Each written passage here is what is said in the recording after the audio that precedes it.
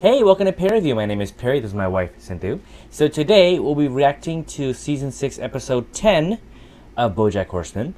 On the last episode, Bojack has finally started teaching at Hollyhawks University, where he's an acting teacher, but clearly from his first class, we know that he has no idea what he's doing. But I think he, because he's an actor, yeah, he can teach. He has that experience, but... Yeah. But not as a teacher. Not at the academic side. He has the experience side, but not the academic side, right? But like you could tell the students have a much more academic knowledge of what's going on with acting. And as a experienced actor, he has the other side of it too. So I guess that kind of meshing of it works, but I don't know. I mean, the kind of stuff that was happening with the acting students was kind of hilarious, where they're just trying to prove that they're actors and, you know, coming into his AA meetings and stuff. That was pretty funny. Yeah, and the other thing was Hollyhawk, now after finding out what Bojack did in New Mexico, has been very distant with him. And you can tell that she's kind of she's kind of split in the middle. She loves him. He is her brother and stuff, but she's also, you know, like very upset about what he did and affected that person and stuff, and she doesn't know what to do about it and stuff like that, so she just tries to avoid him. And they're still there, like Bojack doesn't know why, but I'm pretty sure it's gonna come head to head soon. And finally at the end of the episode, Charlotte calls him. yeah, and she says, like, what are you doing? The reporters are looking into this. You got to deal with it. And he's having a panic attack right then and there because he thought that he was done with this. He's trying to move on, to be a better person. But of course, you know, knowing Bojack, the past comes back to haunt him when he least expected. So I'm curious to see how he's going to deal with this, because now it's out there now. It's being dealt with personally. So enough talk. Here we go. Look at this. Fork and knife individually wrapped. So much plastic. Oh, oops. Yeah, oops. Well, what are you gonna do, right? Antidepressant style. Oh boy. Wow. That's clever. It's like a commercial. I will now retreat to our living room to play video games all day. Wow, this sounds like Perry. No. I play video games when you fall asleep. She still has that writer's block. Wait, something's off. No, it just sounded weird, like the music. I was like, wait, something's wrong here. I'm curious though, is this gonna be only about Diane, or are we gonna deal with the Bojack situation too, right? Who knows, maybe this is something about, like, this episode is more like Diane dealing with her depression and stuff and how it affects her. But I'm curious to see, because I really want to know what happens to Bojack and stuff in New Mexico. Hello, I am Diane, and I am a young girl living in Boston, and ever since I was that, I wanted to write good things that were good. This is not good. Fix this later. I'm Cressy Keating. Can you use my real name? Check if it's okay to use my real name. Anyway, I was a real bitch to you, but now maybe you're realizing I was bullied too. Is any of this interesting? Is any of this anything? Oh, interesting artwork. I'm calling you right now. What? Hello? Hey, Diane, would you come see it? It's definitely gonna suck, Oh, so I before. want to knock the house with friendly faces. When you sell it like that, how can I resist? You gonna put any stories about me in there? I think I've written about you enough. But no one else is as good at it. I'm sure someone will rise to the occasion. Oh boy. Darling, I just That's a good moment segue. to- Oh my god. Oh, I grew up in Boston town because my father, who I never was close with, lived in Boston. That's not right English. I'll fix it later. me from Boston. Well, you're not from Boston, but yeah, whatever for now. But I can't seem to find a number on the tag. We don't see size here at Trauma. Okay, but can you help me? Sure, I think it would help if you figured out why you need to put a number on your body and Oh let me my get back to this God. mystery. Thanks. We're looking to identify an associate of Sarah Lynn. Sarah Lynn? Is this about Bojack? Is?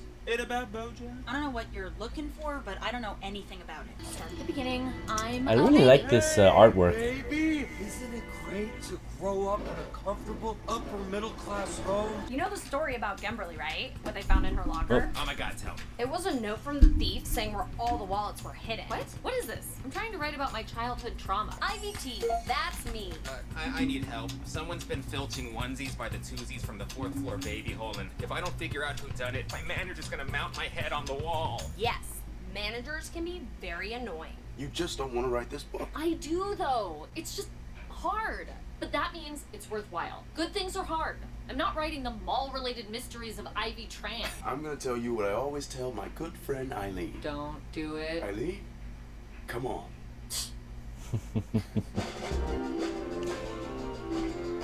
No matter what, she still has a great relationship with them, and that's something she can always depend on.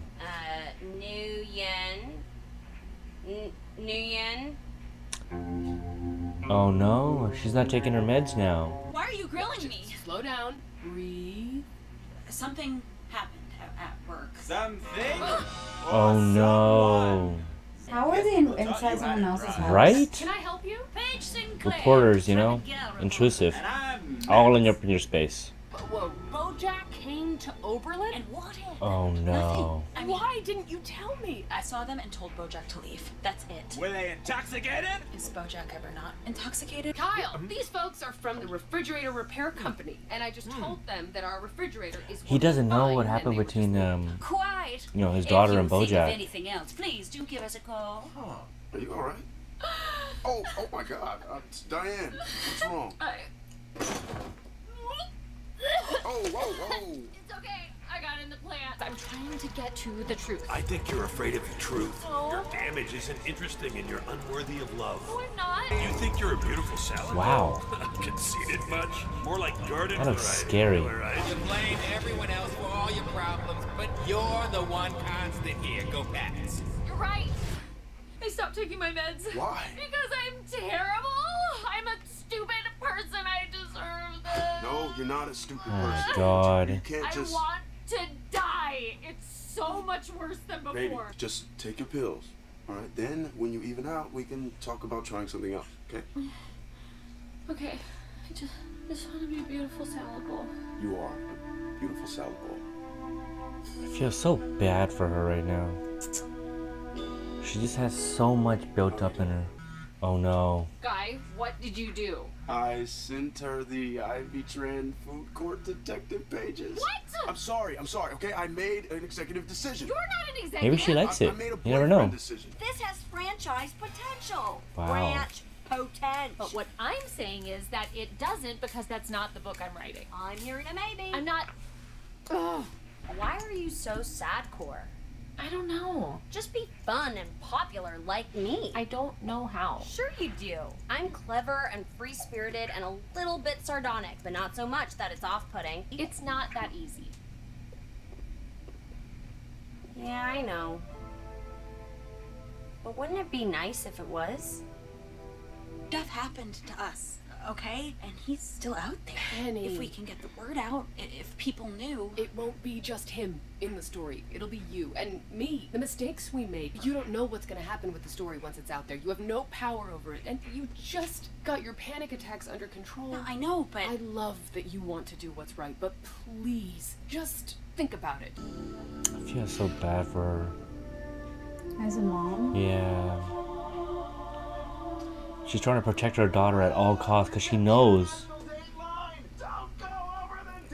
if it's out there, she'll never be able to protect her. If I don't write my book of essays now, I never will. So, don't write your book of essays. I have to. Why? Because if I don't, that means that all the damage I got isn't good damage. It's just damage. I liked it.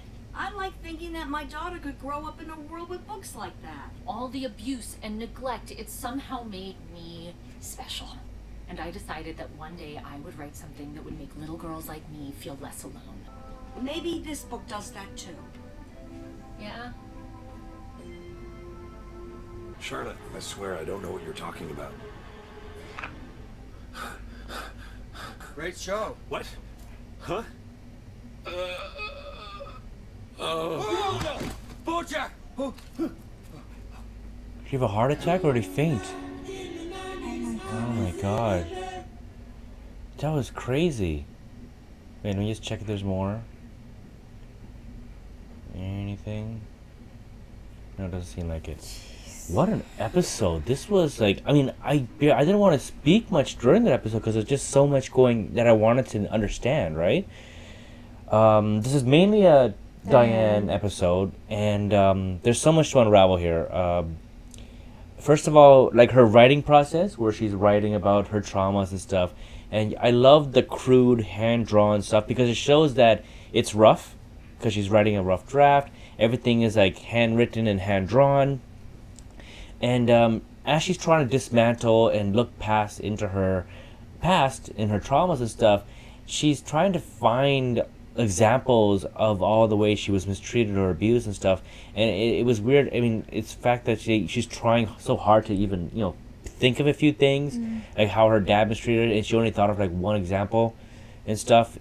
It sucks because at the end she said that all of these bad things that's happened to me, I thought they were good bad things so that I can, you know, learn upon them and, you know, be better from them, but then she struggled knowing that maybe they weren't and stuff, and that must have hurt, you know, because, you know, you want to think all the hardships you went to made you a better person, and you learn from them, and they grow, and you grow from them and stuff like that. So that was, it was hard for her to realize, and the antidepressants thing really made my heart go for her. Yeah, it was really sad. Yeah, like I was so concerned. Right? I just couldn't. I just felt so bad. Yeah, and like she was having that breakdown in the kitchen.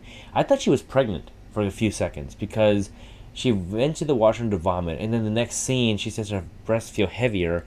And, you know, like, I can tell, like, you know, these are some early pregnancy signs, right? But I guess it was just the antidepressants withdrawal symptoms as well. It can, you know, it affects everybody differently and stuff like that. Yeah, like, and the fact that she made that fictional character, I think its name is Ivy Tran. I think it's her other side of It's like her other side, like all the best qualities about her. Like you can see that she has a similar past and all that stuff, and it seems like this is the, like, this person here, this person that she made, Ivy Tran, is like the idealized version of her that she always wanted to be. Yeah. And when she was confronted, when Ivy Tran in her mental state confronted her about it, like, why can't you be more like me and stuff, and she says it's hard to realize that, you know, you put upon this character that you want to be like, but you can't realistically be like that. It's hard. It's tragic for her as well, and I felt for that. But at the end, when she talked to Princess Diane and she wanted to Princess Caroline, sorry, and she wanted to make a hard, sad, traumatic story, and she couldn't. But then when this character blossomed out of that, and you know, Princess Caroline thought that this is amazing and stuff. She wants to be a role model, Diane. Like, she wants to teach girls that are her, you know, that are up and coming girls to, like, you know, to learn from her and stuff and be better. And even though it's not the ideal way that she wanted to do it, that character, in a way, can be. And I feel like, you know, even though she is not what she wanted, it could be a good way, like a good pathway, to go in that direction. So I hope she does, and I feel like she can really help a lot of people with that. But what did you think? I don't know. So much going through my brain. My heart really just goes out for her. I just feel very bad. I don't know how depression works, and I don't know what people go through when they have depression, but I know because I've seen people close to me that have gone through it, and it's just heartbreaking. Like when she said, "I want to kill myself." Yeah, that's when I was just like, my heart just broke. Yeah. I'm like, oh my god. And then at the, what is it with Charlotte? Yeah, and that's another Penny, thing. Is it her name? Is it Penny? I forgot. I don't know her name. I forgot her daughter's name. But that kind of, you know, when you're looking at that situation, it's so realistic, like the way they dealt with it too. But you know what the thing is? She's not talking about how they forced Bojack to buy them booze. No, I don't think they did. I think they did. No, because I was we should go back to, because I was actually reading the and... comments from our people who reviewed it, and they told us that Bojack saw them having this kind of a drink, and he said, "No, you want something better? I'll get you something better." He insisted upon that, right? So we mixed it up. Obviously, it's been several seasons ago, so we didn't get the correct thing there. I thought like they kind of forced him to do it. I mean, I don't think they would ever force him. I think Bojack insisted upon them and stuff. We don't have it. Like, we're not sure about it because it's been so long. It's been so long. We really have to rewatch this episode again. So apologies if we get that wrong and stuff. But I'm pretty sure from what I've read from your comments is that he insisted on getting them the alcohol and stuff, and it's those little details that you might always miss, right? We have the gist of the episode because the most traumatic part of the episode was that scene at the end on the ship. But okay, so now if it wasn't forced, now it's different. It is different. And on second thought, that girl shouldn't have been in Bojack's boat. No. Why did she come there? What happened? I don't remember the episode. I gotta watch it again. Because I know the mom, they were together, right? And then he told her to leave, and then the mom walks in on them. So, oh my god, that episode, it feels so hazy now, Like, it felt so... clear. Yeah, like, looking back into the little details and stuff, it feels so difficult. But we know the gist of what happened here. They were together alone. The mom walks in, something bad could have happened, and Bojack was thinking he could have done it. I know, but I feel like there's two sides to a story. There is. Always two sides. You can't just... I know she's a teenager, I get it. And she doesn't know. She doesn't have... She's teenagers, like, it's in their DNA to have poor judgment. But... And it's as up to an adult, he should have been. You gotta direct them in the right path and stuff exactly. like He should have that, been right? like, okay, can you leave? Yeah. You shouldn't be here. Yeah. But he didn't do that. He did. He told her to leave. Why am I not I'm gonna. We gotta go back to watch this episode again. I'm gonna go watch this because just thinking about it and just trying to recall what happened, we're just like two opposite thoughts of it, right? Yeah, but I do want to talk about what happened with Charlotte and her daughter. Oh yeah, so I get where Charlotte's coming from too, because as a mom, she's trying her best to protect her daughter, because once that story comes out, it's not only just a story. They dig you dirty. And the media will they'll just twist everything. And they'll break you apart. Yeah. And they'll criticize you. Yeah. All points of view. Like some will support you, some will criticize you. And what I realized about that scenario with them is about all those real life victims that come out, right? And reveal their past. And this is why people don't like to come out and express, because it's scary. It's scary, and you're going to be under the spotlight, and it's going to scar you and follow you forever. Exactly. You're going to be known as that person who was abused by who abused you, like in this situation, by Bojack Horseman. And obviously we can tell that she is recovering, and she has anxiety and all that stuff like that. And people always say in real life, when a person comes out years down the line from being assaulted or from their trauma, they ask, why'd you wait? Why didn't you come out right away? And I like how this dealt with the fact that she didn't know at the time, and she was dealing with it. She had such trauma over it. And then when the reporters finally intrude into the lies and stuff, and she realized, look, I know that there's people out, he's still out there, and there's people who are still suffering from him right now, and I feel like I can put an end to this if I come out there and stuff. And I like how she came to that revelation and tried to do something about it. And it's such a realistic point of view about what real victims go through and why they might hesitate about going out right away, and why it might take some time for them to come to that choice down the line, right? And it's such a wonderful take on it, and I really appreciate how Bojack Horseman, the show, dealt with that scene and stuff. And the mom, from Charlotte's perspective, no parent, as a parent's perspective, you don't want to get your child out there because you can't protect them from the world like that, when everybody, the entire world, is gonna not just come after you, but support you and talk about you and dismantle you and stuff. It's hard. Like, as a parent, you want to take care of your child and protect them, and it's going to be harder when the entire world is after you. And it's hard to do, and it's funny how Charlotte does not let the dad has no idea what happened to the daughter. And I always told my wife, Sinthu, that if we have a daughter and something bad happened to her, don't tell me what happened, like sugarcoat it kind of thing. Because I told her that if I find out what happened, as a father, as a parent myself, I would feel like I would go deal with it. I would go out there and get something done about it. Probably in a very drastically bad way, if I put my emotions first and stuff and not think about it after, right? Because, you know, there's that father-daughter relationship thing, and I always think that I will be so protective of a daughter, and if I find out that something happened to her, it doesn't matter if a son or daughter, I'm just saying it as a daughter's example, yeah, I would go do something very bad, and I would regret it later on, because I would go follow by emotion and stuff. And I understand why they didn't tell the dad, because you could tell like he's just having fun watching birthday dad downstairs while they're upstairs dealing with this really weird, real issue and stuff. But yeah, what do you think about that? You covered everything I was gonna say.